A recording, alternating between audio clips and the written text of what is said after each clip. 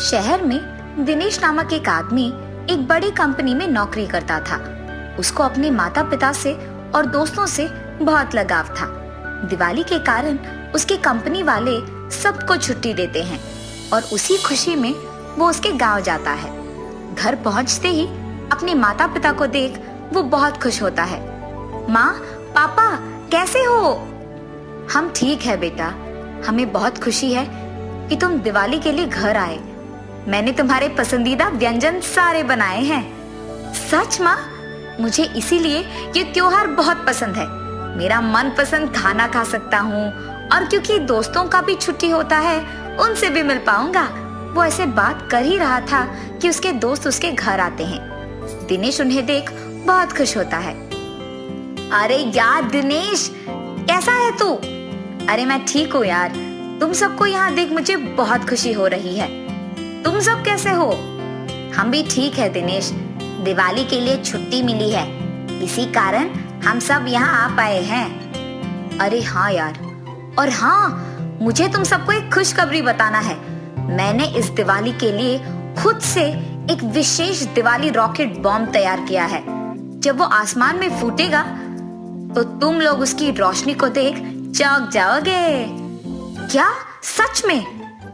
अरे हाँ, मैंने इसे खुद से बनाया है। मुझे उसे तैयार करने के बाद तुम लोगों को बताना था, इसीलिए मैंने उस बात को छुपाया। अरे तुम तो हमेशा से ऐसे ही थे, बहुत बुद्धिमान। बचपन में भी तुम ऐसे ही कुछ ना कुछ खुद से बनाते थे। हम सब भी बचपन में कितना मजा करते थे यार साथ में, लेकिन अब सब कुछ बदल गया। अरे हाँ यार, बचपन में जब हमें दिवाली की छुट्टी मिलती थी तो हम बहुत खुश होते थे, क्योंकि हम माँ के हाथ का विशेष व्यंजन खाते हुए और अपने दोस्तों के साथ खुशियां मनाते हुए रिश्तेदारों से मिलते कितने खुश थे हम यार। लेकिन अब दिवाली का बहाना बना के छुट्टी के दिन घर आना पड़ रहा है, ताकि हम कम से कम अपने घर वाले और दोस्तों से मिल पाए। बात तो सही है, शायद दिवाली इसीलिए मनाते हैं ताकि हम सब एक ही जगह पे इकट्ठा हो। इसी कारण शायद दिवाली का त्योहार मनाया जाता है। इन सब की बातें सुनकर दिनेश की माँ कहती है, दिनेश, दोस्त और रिश्तेदारों से मिलने के लिए और सभी को एक ही जगह पे इकट्ठा करने के लिए दिवाली मनाया नहीं जाता है। दिवाली मनाने का कारण कुछ और है। जानना चाहते हो? विष्णु भगवान के कई अवतारों में से एक था वराह अवतार। उनके वराह अवतार का और भूदेवी का पुत्र था नरकासुर। जब भूदेवी को उसके बेटे में राक्षस का लक्षण स्पष्ट रूप से दिखे, उसे डर लग गया कि एक ना एक दिन नरकासुर का अंत विष्णु भगवान के ही हाथों में है। इसी कारण वो विष्णु मूर्ति से विनती करती है कि वो नरकासुर को कुछ ना करे। कुछ देर सोचने के बाद विष्णु मूर्ति भूदेवी से कहते हैं, ठीक है, मैं तुम्हें एक वरदान दूंगा। तुम्हारे सिवाय तुम्हारे बेटे को कोई नहीं मार सकेगा। कोई भी माँ अपने बेटे को कभी नहीं मारेगी। इसी विश्वास से विष्णुमूर्ति की बातें सुनकर भूदेवी खुश हो गई थी। दिन गुजरते गए और नरकासुर का भी शक्ति बढ़ता गया। आखिरकार इंद्र भगवान भी उसका सामना नहीं कर पाए। इसी कारण देवता सारे विष्णु भगवान के पास जाकर नरकासुर से उनकी रक्षा करने की विनती करते हैं। तब विष्णु भगवान कहते हैं कि नरकासुर का अंत का समय पास में ही है। तभी विष्णु भगवान कृष्ण के अवतार में और भूदेवी सत्यभामा के अवतार में जन्म लेते हैं। और दूसरी तरफ नरकासुर के बुराइयां जारी थी। ऐसे ही एक बार उसने कृष्ण भगवान का सामना किया। उन्हें तो पहले ही पता था कि उसका अंत भूदेवी के हाथों में है। इसीलिए जब सत्यभामा ने श्री कृष्ण से पूछा था कि उन्हें युद्ध में आना है, उन्होंने मना नहीं किया था और उनके साथ सत्यभामा को युद्ध भूमि ले आए। नरकासुर और श्री कृष्ण का युद्ध शुरू हुआ। एक दूसरे से वो भयंकर लड़ रहे थे। कुछ देर बाद नरकासुर ने उसके अस्त्र से कृष्ण भगवान को बेहोश कर दिया था। बस सत्यभामा तब अपने आप युद्ध भूमि में आ गई थी। उन्होंने सिर्फ वीरता से ही उसका सामना ही नहीं, बल्कि उनके सारे अस्त्रों को नरकासुर के सीने पे तीर लगा के छोड़ दिया था। नरकासुर का अंत तो होना ही था। इसीलिए नरकासुर के मृत्यु के दिन को नरक चतुर्दशी कहा जाता है। उस बुरे राक्षस के अंत की खुशी मनाई जाती है और बुराई पे अच्छाई की जीत को मनाया जाता है। और उसके अगले दिन ही अंधेरे को भगाने वाले दियों की रोशनी से घर को भरते हैं। घर को फूलों से सजा के पटाखों के साथ दिवाली मनाया जाता है। और ऐसे ही अयोध्या के राजा श्री राम उनके पिता दशरथ के मर्जी के अनुसार सीता देवी और लक्ष्मण के साथ 14 साल वनवास के लिए जाते हैं। वनवास के दौरान लंका का अधिपति रावण सीता का अपहरण करता है। तब श्री राम पर्वतों को भी एक हाथ से उठाने वाले महाशक्तिशाली हनुमान की सहायता से जान पाते हैं कि सीता रावण के पास है।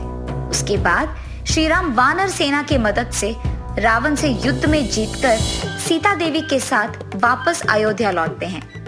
वो अमावस्या का दिन होने के कारण उस राज्य के सारे लोग दीप जलाकर रावण को हराकर आए श्री राम का स्वागत करते हैं। और ऐसे भी दिवाली का त्योहार मनाया जाता है। बुराई पे अच्छाई का और असत्य पे सत्य का जीत मनाने के लिए ये त्योहार मनाया जाता है। उस दिन घर को सजा के, दीप जला के, पटाखे और मिठाई से खुशियां मनाई जाती है। और इतना ही नहीं, दिवाली के दिन हम अच्छे मन से लक्ष्मी देवी का पूजा करते हैं ताकि हमें सर्व समृद्धि संपन्न हो। माँ, हमें तो दिवाली मनाने का असली कारण का पता ही नहीं था। अब जो हमें पता चला, हम बहुत खुश हैं। आइंदा से जब भी दिवाली आएगा तो हम याद रखेंगे कि बुरे पे अच्छे का जीत होगा। और इसी विश्वास से हम इस त्योहार को खुशी से मनाएंगे। और इतना ही नहीं, हर दिवाली को हम आपकी बातों को याद रखेंगे। दिनेश की माँ की बातों के अनुसार उसके सारे दोस्त दिवाली के दिन घर को फूलों से सजा के, नए कपड़े पहन के, सभी लक्ष्मी देवी की पूजा करके अंधेरा होते ही दिया से सारे गांव को रोशन करते हैं। अरे यार, अब हम हमारे दोस्त के उस विशेष रॉकेट बॉम्ब को फोड़ेंगे। चलो चलो। सभी दिनेश की बात को मानकर उनके दोस्त के रॉकेट को आसमान में छोड़ते हैं। आसमान में फोड़ते ही उस रॉकेट से बहुत सारा रोशनी आता है और अलग प्रकार के रंग भी आते हैं। उसे देख सभी वाकई ही चौंक जाते हैं। ऐसी थी उनकी दिवाली, खुशी खुशी बीत जाती है। गणेश चतुर्थी। एक बार रामपुर नामक एक गांव में सारे लड़के गणेश चतुर्थी की तैयारी को लेकर उत्साहित थे। स्कूल खत्म होते ही सारे लड़के चंदा जमा करने के लिए निकल पड़े गणपति की मूर्ति खरीदने। लड़के हर एक दरवाजे पर जा रहे थे चंदा लेने। उसमें से एक घर था आनंद जी का। हे लड़कों, इस बार बड़ी वाली मूर्ति ला रहे हो क्या? आप जितना दान करोगे उतनी बड़ी मूर्ति लाएंगे। बड़े होशियार हो तुम लोग। आनंद की पत्नी आई पैसे दान करने के लिए। तुम सब लोग चंदा तो ले रहे हो सबसे, पर क्या तुम जानते हो कि गणेश चतुर्थी मनाया क्यों जाता है? इस दिन पर हम गणेश जी का जन्मदिन मनाते हैं। ये तो सही बात है, पर गणेश जी का जन्मदिन कोई साधारण उत्सव नहीं है।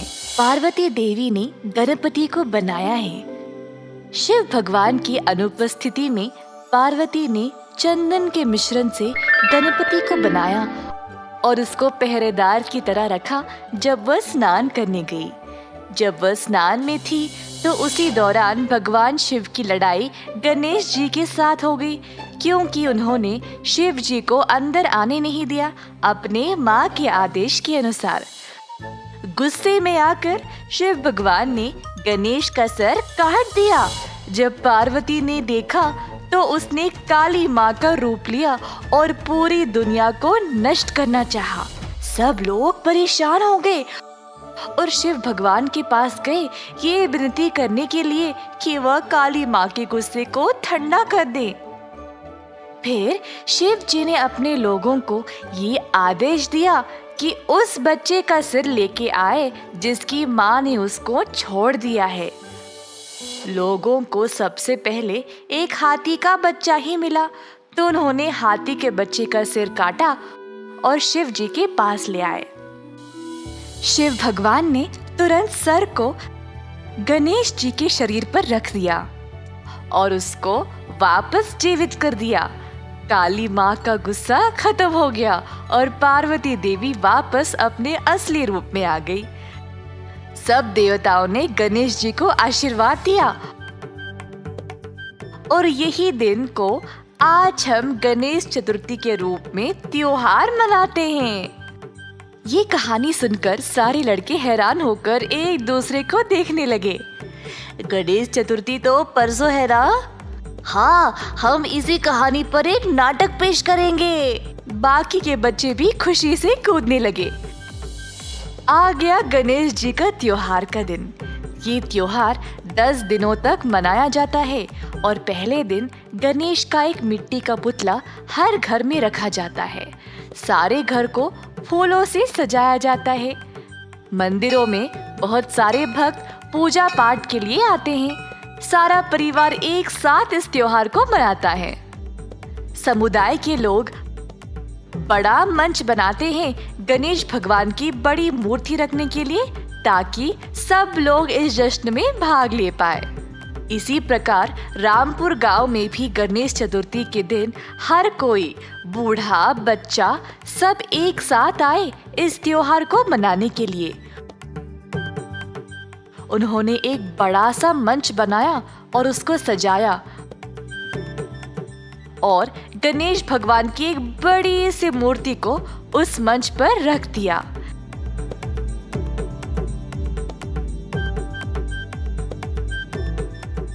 नारियल तोड़कर इस त्योहार की शुरुआत की गई। सब लोगों ने चर्चा किया। गणपति बप्पा मोरया, गणपति बप्पा मोरया, गणपति बप्पा मोरया। गणेश पूजा की शुरुआत होती है गणेश जी की मिट्टी की मूर्ति घरों में रखकर। फिर कई प्रकार के भोजन पकाए जाते हैं भगवान को भोग चढ़ाने के लिए। पुतले को ताजे पानी से नहलाया जाता है। दिए जलाकर आरती उतारी जाती है। कई भजन गाए जाते हैं और गणेश जी का जाप भी किया जाता है। ये माना जाता है कि इन भजनों से मूर्ति जीवित हो जाती है। लोग ये भी मानते हैं कि इस त्योहार के दिन गणेश भगवान स्वयं हर एक भक्त के घर में जाते हैं और उनके परिवार के लिए खुशियां और तरक्की ले जाते हैं। गणेश चतुर्थी भगवान गणेश का जन्मदिन है। ज्ञान, समृद्धि और सौभाग्य के भगवान, बोलो महाराजा की जय। अगले 10 दिन नाच गाने और पूजा पाठ में बीत गए।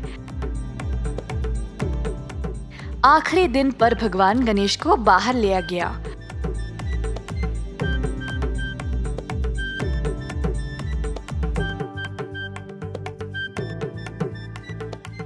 सब लोग खुशी से नाच गाने का प्रदर्शन कर रहे थे अपनी भक्ति दिखाने के लिए।